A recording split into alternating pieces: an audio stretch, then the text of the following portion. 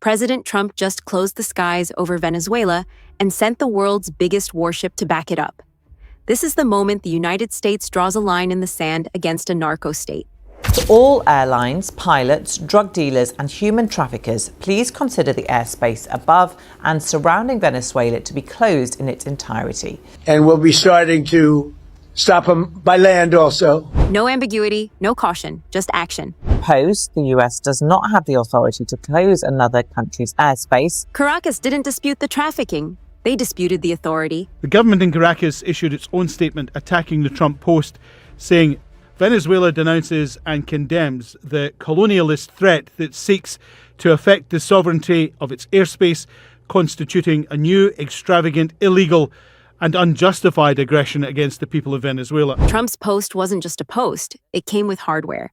In the summer, there was a significant military deployment of submarine and naval troops. Earlier this month, that ratcheted up even further with the deployment of the largest warship in the world, the USS Gerald Ford, in a modern show of gunboat diplomacy. Here, President Trump and his administration stepping up their strikes on suspected drug cartels in and around Venezuela, saying those strikes are expected to continue. Maduro wanted diplomatic courtesy. Trump gave him pressure, sanctions, and military orders instead. But for President Trump, he's never made any secret of the fact that he's not a fan of President Maduro.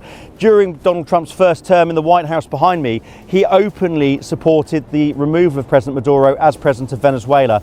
Since coming back in January for his second term, he's not used language that's quite as explicit as that when it comes to removing him, but he has gradually ratcheted pressure up, accusing the president of Venezuela of not doing enough to control drug dealing and also the transit of drugs to the United States. President Trump, meantime, also announcing he intends to pardon former Honduran President Juan Orlando Hernandez. An investigation into Hernandez actually began during President Trump's first term in office, and back then, Hernandez was actually sentenced to 45 years in prison during the Biden administration for allegedly conspiring with drug traffickers to move cocaine into the U.S. Look, I think administrations have to deal with the consequences of their predecessors. We've got a war in Ukraine that began under President Biden's administration. We had the chaotic withdrawal from Afghanistan for all that entails. Terrorists like Al-Qaeda and ISIS enjoying open field running like they did before 9/11. And I'm sorry to say that's now the Trump administration's challenge. The airspace closure didn't come from nowhere.